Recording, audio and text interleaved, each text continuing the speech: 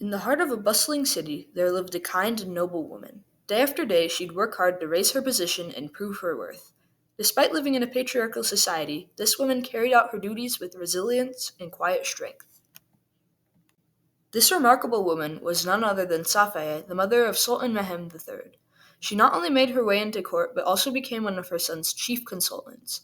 Her journey from humble beginnings to one of the most influential figures of her time testifies to her tenacity and resolve. This was just one instance of how women in the Ottoman Empire challenged patriarchal laws in a society dominated by men. But how did they manage to do so? This question will be answered as we look through the centuries long reign of the Ottoman Empire. The rights of Ottoman women from the 1450s to the 1750s increased due to changes in political leadership and interactions with differing cultures throughout the world. During the 15th century, Ottoman women found themselves within a patriarchal society. Despite this, women in the Ottoman dynasty experienced more individual and economic autonomy than many of their peers. They could even play a minimal role in politics. For example, giving birth to a sultan's child was viewed as politically significant and a vital step in keeping the Ottoman dynasty going. Still, this slight sense of matriarchal authority was about all the power a woman could receive. As American professor Leslie Pierce states in her award-winning book, The Imperial Harem, if we are to concentrate on formal constitutional aspects of sovereignty in the Ottoman state, in neither Islamic states nor pre-Islamic Central Asian states were rights to supreme political authority, formally exercised by men, formally inherited through women. This implied that although women exerted some control over political activities, they were only permitted to act in the interest of the state. If they attempted to push their personal interests onto matters, they'd receive great criticisms and claims of corruption. In the 16th century, women gained more political rights. For the first time in the empire's history, females were leaking into powerful circles of people. This era of newfound political power was named the Sultanate of Women.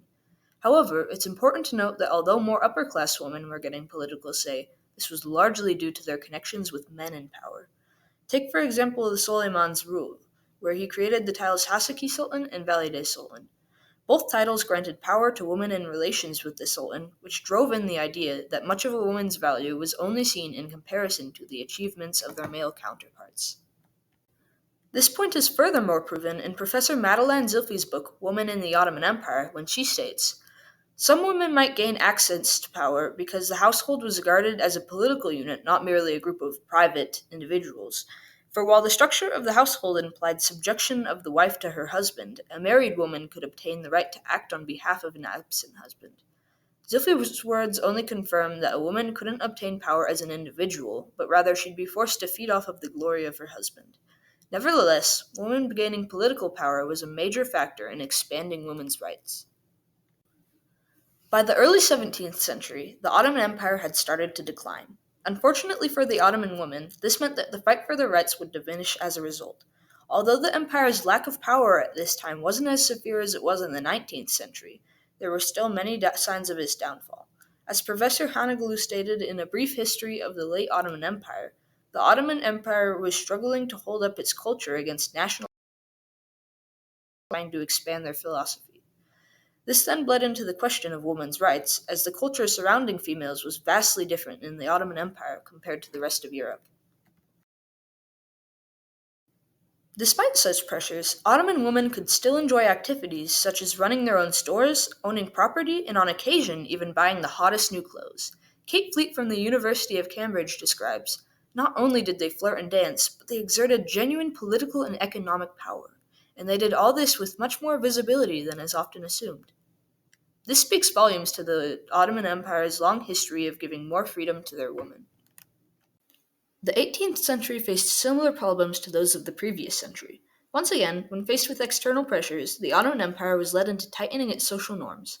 This put a heavier emphasis on the role of a wife in her marriage. The honor of a woman's family became centered on her ability to regulate her sexuality.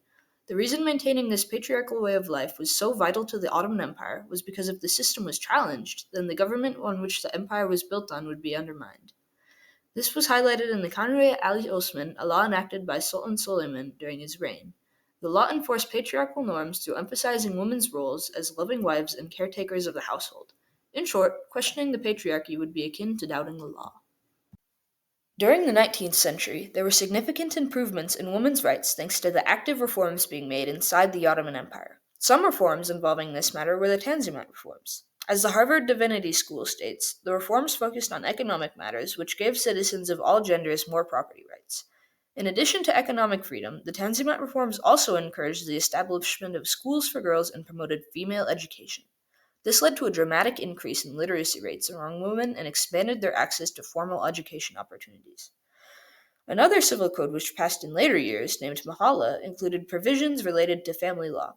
As Article 541 of Mahala states, the estate of a deceased person is divided into three parts: one third for the burial expenses and debts, one third for the children, and one third for the spouse. Specific statements like these were important as they gave a clear and more structured framework where women could participate in matters related to inheritance, marriage, and divorce. Yet, among all these great advancements, challenges will persist. In the 19th century, an Ottoman poet named Enderlu Fazil released a book called Zinaname.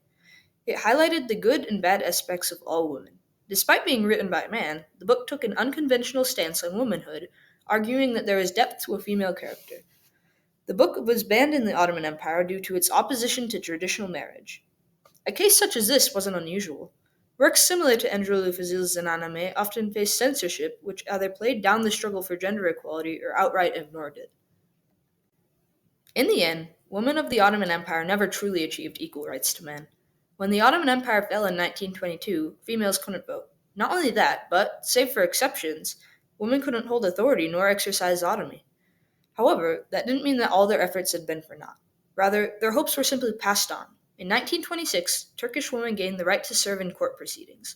By 1934, they could even vote in national elections. In this light, the Ottoman Empire's achievements lived on with the next generation. Even today, the legacy of Ottoman women's resilience continues to inspire movements for gender equality worldwide. Let their courage be our guide as we strive for a future where every woman can claim her rightful place in history.